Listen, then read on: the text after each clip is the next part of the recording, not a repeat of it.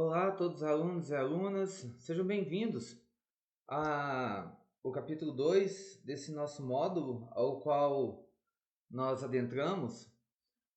Vamos falar hoje um pouco sobre a neurobiologia da dependência. Nas aulas passadas começamos a falar um pouco da medicalização usado para a dependência química.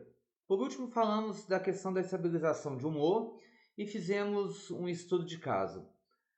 Agora falaremos um pouco sobre essa neurobiologia da dependência. Eu gosto muito dessa introdução quando nós falamos que o vício não é uma falha de caráter, mas sim uma doença cerebral com bases neurobiológicas bem, mas muito bem estabelecidas. Apesar de que as questões cerebrais não são nem, talvez, podemos dizer assim, 50% definidas, cientificamente falando, mas em questões da dependência química, podemos falar que neurobiologicamente temos grandes avanços e podemos falar que elas, na questão neurobiológica, elas estão bem definidas. A mente humana é um complexo a ser desvendado, muito, muito grande ainda. E a compreensão dos circuitos envolvidos é essencial para fazer esse manejo clínico. Não há como fazer um manejo clínico medicamentoso sem antes entender quais são os circuitos neurobiológicos que estão envolvidos. E aqui nesse slide nós vamos falar um pouco sobre a questão da via central, que é a via mesolímbica dopaminérgica, do VTA até o NAC. Vamos falar um pouco sobre as alterações que a questão da neuroplasticidade mal adaptativa traz como implicações através do desequilíbrio glutaminérgico glutamatérgico, e falaremos também da consequência que é a perda de controle cortical sobre o comportamento impulsivo. Entender essas questões são de extrema importância para entendermos toda a questão farmacológica na dependência. De certa forma, se formos passando matéria por matéria, conceito por conceito, tudo é importante, Daí a importância de estar sempre atualizando, sempre lendo, para nos mantermos como profissionais de excelência. Meus amigos, entramos então agora nesse capítulo 2. E aqui eu quero estabelecer uma premissa ética e científica inegociável para todos nessa sala. O vício, ele não é uma falha de caráter. E não tem negociação com isso. Não tem o que questionar, não tem que trazer outras teorias. Isso é inegociável. Não tem como falar de outra teoria, não tem como negociarmos esse conceito, tá? Se eu trago isso como vício, não sendo uma falta de caráter, seria o que, Paulo? Olha, é uma doença cerebral crônica. É uma doença cerebral crônica com bases neurobiológicas escancaradas, tá? Escancaradas pela ciência. A ciência, ela abre um leque de argumentos científicos comprovados cientificamente que nos provam por A mais B que é uma doença cerebral crônica com bases neurobiológicas e não há que se questionar. Não há o que se questionar. Após essa aula, eu vou deixar alguns arquivos científicos para que sejam lidos. E após esse artigo científico, vou deixar algumas questões para que vocês possam responder após a leitura dos artigos e também mais um estudo de casos para que possamos fechar com chave de ouro esse tema. Não só esse tema, mas os próximos slides também. Se nós, profissionais da saúde, profissionais da área, olharmos para o dependente químico com um julgamento moral, nós falhamos antes de começar.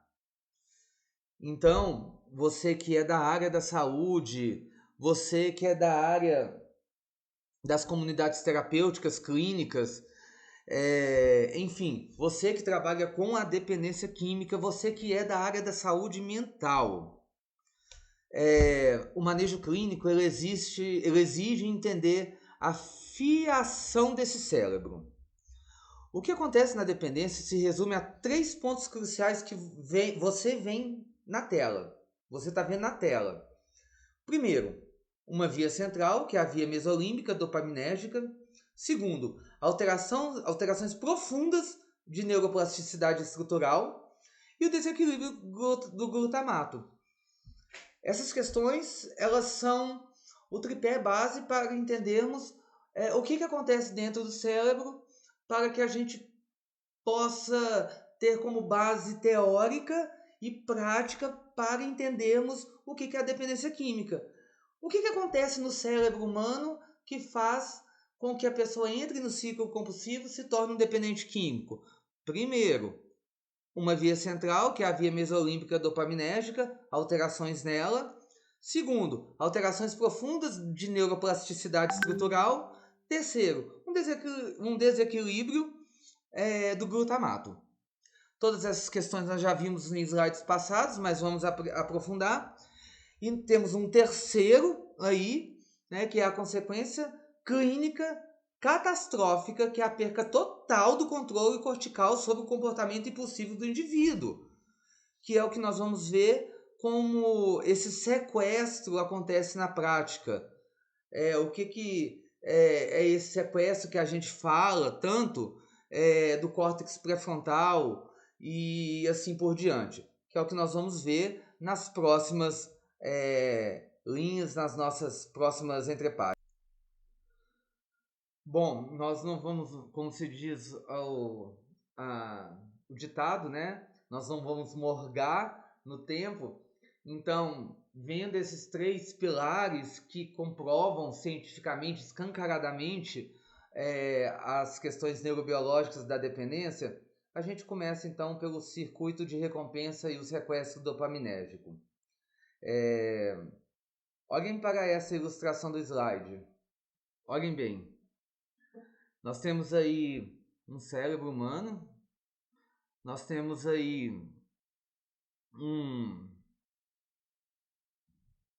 uma ilustração do cérebro, mostrando onde temos o núcleo accumbens. Eu acho que fica claro aqui para vocês, né? Nós temos a área tegmental ventral,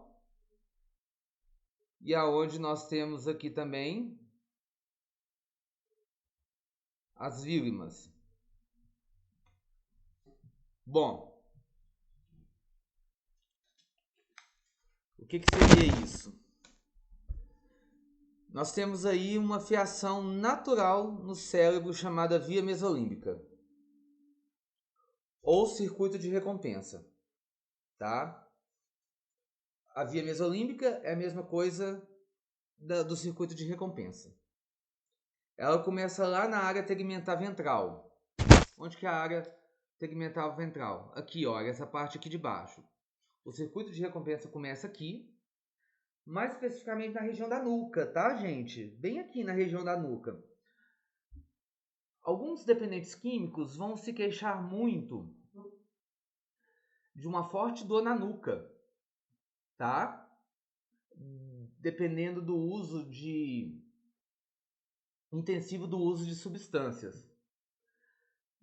Talvez não a dor, mas um tensionamento, tá? Que é devido a essa área tegmental ventral, que é onde começa a via límbica ou a área do sistema de recompensa, que é onde ela começa, tá? E essa área tegmental ventral nós chamamos de VTA, tá bom? Essa área tegmental ventral, ela, de certa forma, ela projeta neurônios, ali vai ter neurônios carregados de dopamina diretamente para o núcleo accumbens. Ali começa, tá? Ter algumas terminações nervosas que produzem dopamina e elas levam diretamente para o núcleo accumbens. O núcleo accumbens é aquele pequeno sistema que existe dentro do cérebro, parece um pirulitozinho, né? Que eu pego a área central, desce até o meio, pegando o ouvido, forma esse plano cartesiano. Que o plano cartesiano, né? Ponta meio do cérebro, ouvido, é onde está o núcleo accumbens. Vai mandar exatamente neurônios carregados, impulsos elétricos, né? E liberação de dopamina diretamente para o núcleo accumbens. O NAC significa núcleo accumbens, que é o centro hedônico do cérebro. Curiosamente, o nome núcleo accumbens, ele vem do latim. Nossa, Paulo, esses nomes do cérebro são tão interessantes, não são? São tão interessantes. De onde tiraram esses nomes?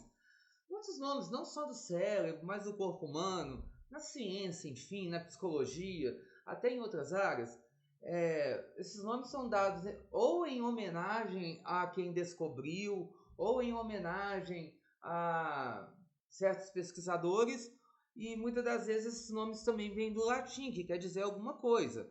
Então, núcleo accumbens, ele vem do latim e significa núcleo que se apoia em um núcleo inclinado sobre. Ou seja, o núcleo accumbens, devido à sua posição anatômica, tá?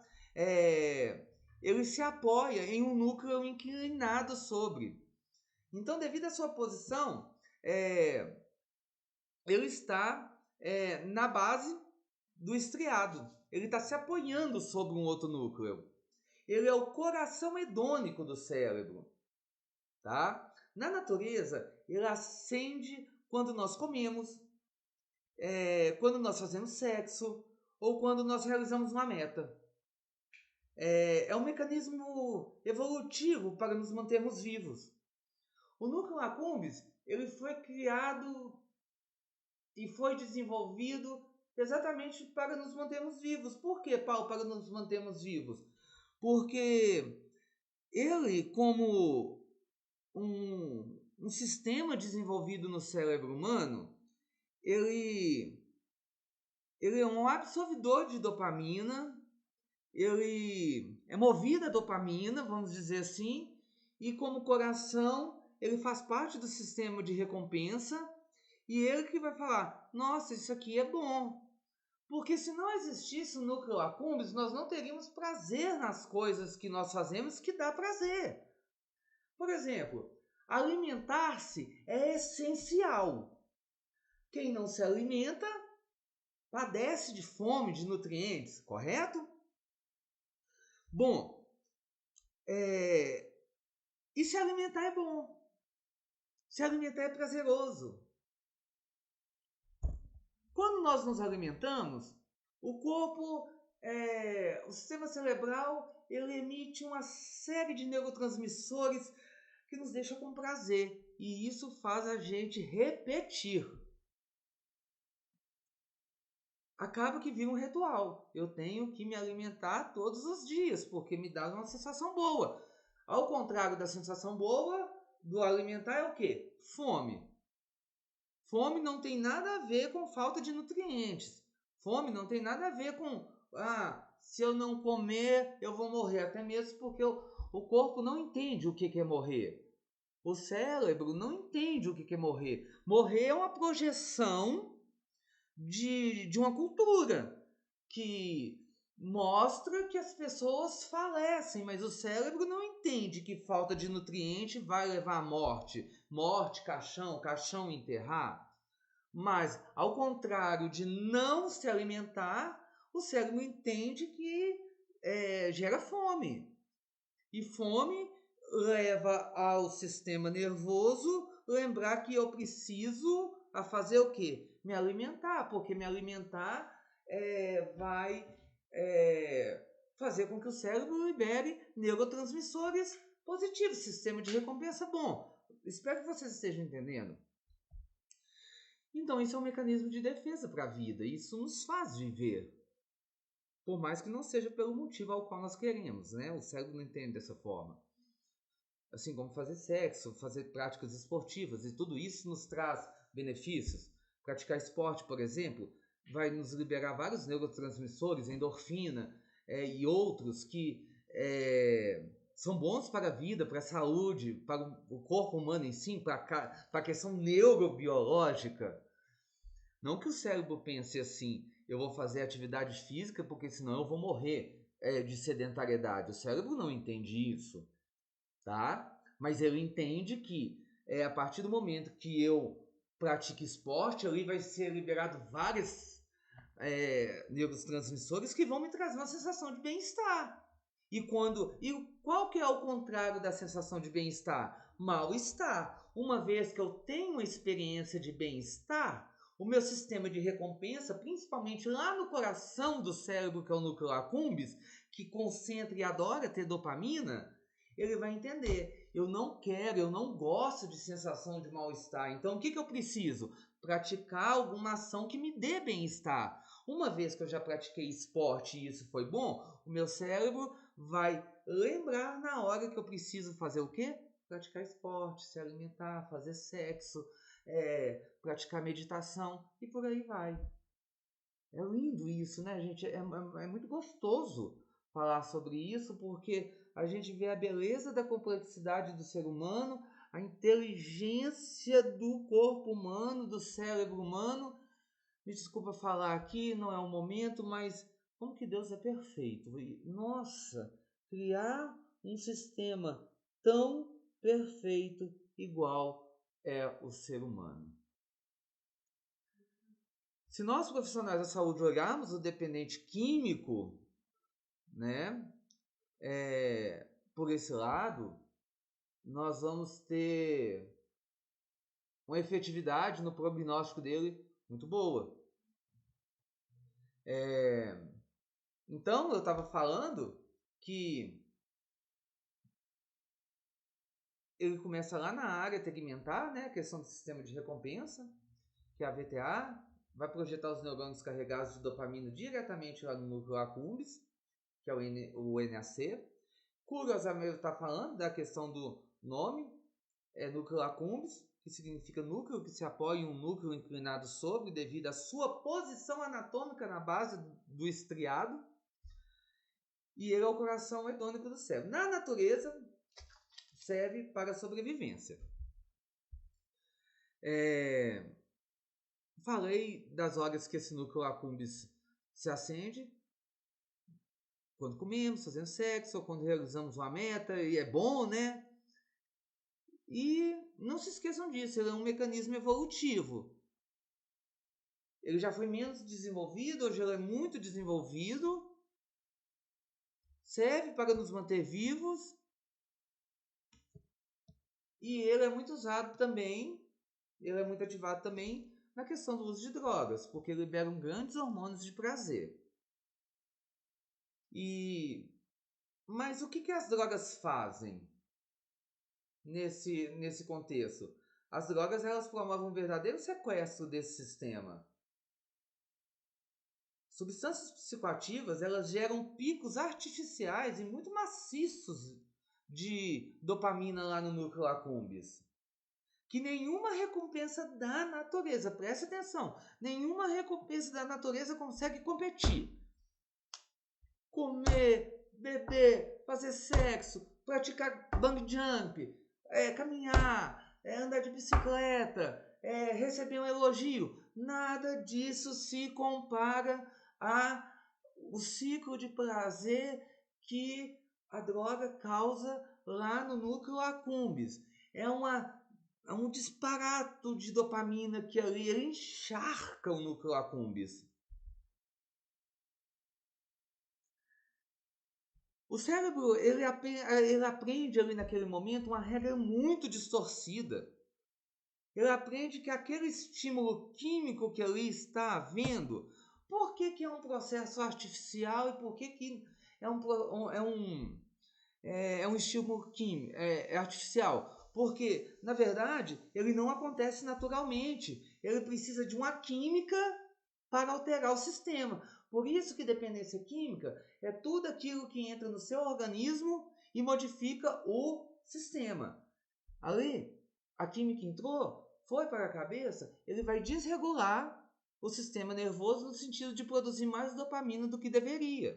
Então, aquele estímulo químico é a coisa mais importante para a sobrevivência. Ou seja, se eu sobrevivo com o que já é produzido, agora, se eu tenho mais produção daquilo que é importante para mim, o meu cérebro vai entender o quê? Ele vai entender que quanto maior a produção daquilo que me dá prazer, maior consumação eu preciso, porque eu preciso sobreviver. O cérebro, ele pega para ele aquilo que mais faz ter vida, aquilo que mais faz produção para que ele tenha vida, e fazendo um trocadilho com até mesmo uma questão de espiritualidade, para que tenha vida e vida em abundância. Ou seja, pouco para ele não serve. Com o tempo, esse bombardeio de dopamina ali no núcleo accumbens, ele induz mudanças estruturais drásticas. Ou seja, a parte do sistema de recompensa, ele vai mudar a estrutura do núcleo accumbens, vai mudar a estrutura do sistema de recompensa num todo, tá? Principalmente ali nos dendritos, e altera também a próxima expressão gênica das células. É o que a gente chama de epigenética. É a mudança do DNA, é a mudança dos genes das células devido ao meio ao qual estou, devido às minhas experiências, devido ao sistema que eu estou vivendo. O sistema biológico, a partir daí, ele faz uma escolha do paciente. Nós temos aí o quê? O sistema biológico de escolha. Como assim, Paulo, sistema biológico de escolha? A partir do momento que nós temos experiências e tem liberação de neurotransmissores, o nosso sistema biológico vai fazendo escolhas. Olha, isso aqui eu não quero. Por quê? Porque para mim é ruim. E por que foi ruim? Uma vez que eu tive a experiência, o meu cérebro liberou neurotransmissores que me deu uma sensação ruim. Agora, eu opto agora nesse momento por tomar café. Por quê? Porque quando eu tomo café, o meu sistema nervoso libera neurotransmissores que me dão prazer. Então eu faço a escolha pelo café nesse momento. E a droga ali naquele momento, ele faz muita liberação de dopamina, fazendo com que eu faça a escolha pela droga. É quase uma escolha induzida. E muito induzida. Então, o sistema biológico, nesse momento de escolha do paciente, ele é hackeado. Ele foi hackeado, fazendo com que houvesse uma mudança na codificação celular, ou seja, até então, o DNA daquela célula, até então, todo o sistema genético daquela célula fazia escolha por fazer caminhada. Agora, nesse momento, ele foi hackeado. Sofreu epigenética e o DNA não faz mais a escolha pela caminhada, ele faz a escolha por estar fazendo uso de droga. E aí vem aquela máxima que se explica: reconhece-se um dependente químico quando ele deixa de fazer as coisas que para ele antigamente era importante, como trabalhar, estar com a família, estar com os filhos, viajar, ter momentos bons. Ele troca tudo isso, porque aquilo estava no sistema dele como sendo positivo, ele troca tudo isso por momentos de uso de substâncias, porque isso passa a ser melhor. Ou seja, o DNA não grita mais como gritaria por uma coisa. Ele grita agora por fazer o uso da substância. Nesse momento, o sistema foi hackeado e nós não podemos descartar essa hipótese. E não se muda gene do dia para a noite. O sistema epigenético, ele é complexo e precisa de vários fatores também para que ele tenha essa mudança que seja significativa para o cérebro. Meus amigos, dando continuidade, né, aí nós temos a questão da neuroplasticidade mal adaptativa e a questão da fissura, que é muito importante, e aí nós vamos adentrando mais ainda, porque nós vamos chegando perto da questão do manejo farmacológico. primeiro vendo a questão da neurobiologia, depois chegando na neuroplasticidade e falando sobre a questão do craving, aí nós depois já vamos adentrar como que nós vamos fazendo o manejo disso tudo com a farmacologia da dependência química. Estávamos falando do sequestro que existe na questão da neurobiologia. É importante nós entendermos que esse sequestro ele gera o que nós chamamos de neuroplasticidade mal adaptativa. Nós vimos que o que acontece? Primeiro vamos ver o que acontece. Nós vimos que existe falamos, né, que existe uma mudança na estrutura. E qual que é o nome dessa mudança, ao qual nós já temos visto há muitas aulas? Chama-se neuroplasticidade. Só que aí, como agora nós estamos já com mais conhecimentos, com mais conteúdo, mais bagagem, eu acho que dá para dar uma apertada agora maior nos conceitos e nas palavras. Nós vamos chamar essa mudança de neuroplasticidade mal adaptativa. Ou seja, o uso crônico ele remodela os detritos do núcleo accumbens. É uma memória física, é uma cicatriz biológica que consolida o vício. Ou seja, essa mudança na estrutura dos dendritos do núcleo accumbens vai consolidar o vício, porque essa adaptação ela nos diz e nos remete que os dendritos, os neurônios, eles vão funcionar como se ele estivesse preparado para aquele sistema, ele estivesse preparado e fosse adaptado para o uso de drogas. Automaticamente, o que nós entendemos sobre isso? Que o cérebro ele é realmente um grande receptor de substâncias psicoativas. Antigamente não era. Não tinha neuroplasticidade para isso. Não tinha condições para isso. A partir de agora é. Só para vocês entenderem melhor, a mulher, a partir do momento que ela começa a entrar na puberdade, e vem os primeiros sintomas da puberdade, crescimento dos seios, começa também o processo do ciclo menstruativo. A partir da primeira relação sexual, nós vamos ver o alargamento dos quadris. Por que a mulher alarga os quadris no início da puberdade, depois da primeira relação sexual? Porque o corpo entende que aquele organismo tem que se preparar para a recepção de um futuro feto. E ali, um futuro feto que vai crescer e o organismo tem que se preparar para quê? Ele tem que se preparar para receber uma outra pessoa ali dentro. Então, olha para você ver como que é o funcionamento biológico do corpo humano. Já não acontece isso com o homem, porque o organismo do homem já sabe que ele não tem útero. Se não tem útero, não tem que alargar quadril. A mesma coisa vai acontecer no sistema neurocerebral. A partir do momento que começa a ter todos esses processos químicos dentro do sistema neurocerebral, os dendritos eles vão se preparar e vão se adaptar para a recepção de substâncias químicas. É uma memória física, é uma cicatriz biológica que ali vai acontecer. E aqui entra o segundo vilão dessa fase, que é o quê? O desequilíbrio glutamatérgico. O que é o desequilíbrio glutamatérgico? O córtex pré-frontal é o nosso gerente. Nós estamos cansados de falar isso desde a primeira aula.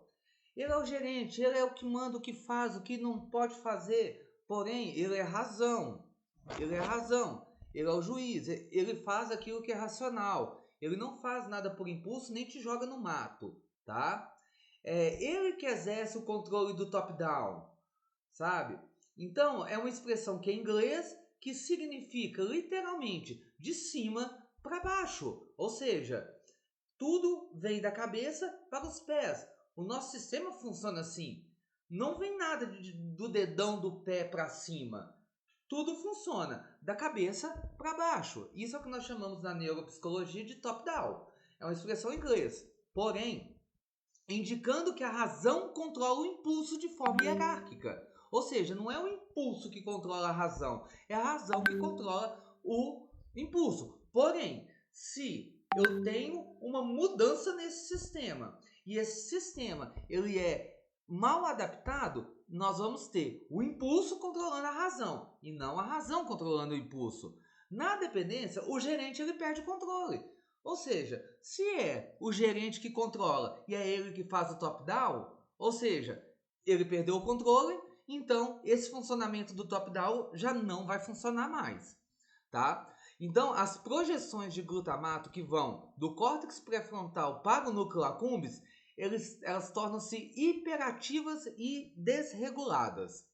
Sabe o que significa isso na clínica? Significa que quando o paciente ele entra em contato com os gatilhos ambientais, ou seja, se ele entra em contato com um amigo com quem usava, se ele vai no bar que frequentava, se ele ouve uma música da era da dicção, todas essas projeções glutamatérgicas disparam uma descarga violenta.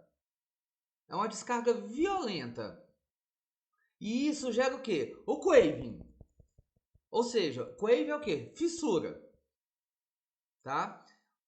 E fissura, a gente pode falar num termo mais vulgar para entender ainda, pode ser chamado de fome. É uma fome incontrolável, de uma forma muito intensa e avassaladora e totalmente involuntária pelo uso da substância. Por isso que nós podemos falar e encerrar esse assunto da neuroplasticidade mal adaptativa, que dependência química não é falta de força de vontade, e sim é uma tempestade glutamatérgica. Porque vontade talvez a pessoa tenha e tem muita vontade. Só que através de uma tempestade glutamatérgica que acontece ali no cérebro daquele sujeito, por mais que ele tenha força de vontade, ele não consegue controlar, porque ali já não depende dele, mas depende de todo um sistema neurocerebral que está desregulado e que muitas vezes nem a questão de medicação vai conseguir controlar, porque são neurotransmissores que estão sendo liberados a todo momento e o top-down do sistema, que é o gerente, que é o córtex pré-frontal, ele foi sequestrado, ele foi estragado. Então, o impulso não acontece de cima para baixo mais, mas sim de baixo para cima. Ô Paulo, mas esse de baixo para cima ele vem de onde? Ele vem da unha do pé? Ele vem do dedão? Não. Ele vem das células do corpo, principalmente das partes mais relacionadas ali aos rins, estômago, células de perto do coração, aonde são mais sintetizadas e metabolizadas as drogas. Eu espero que tenham gostado até o momento do conteúdo. Nós encerramos aqui. Vamos para mais um estudo de caso e algumas perguntas para entendermos todo o contexto. E a nossa próxima aula, após o estudo de caso e as perguntas, será sobre o manejo farmacológico na dependência química diante de tudo isso que temos falado até agora. Até a próxima aula, se Deus quiser.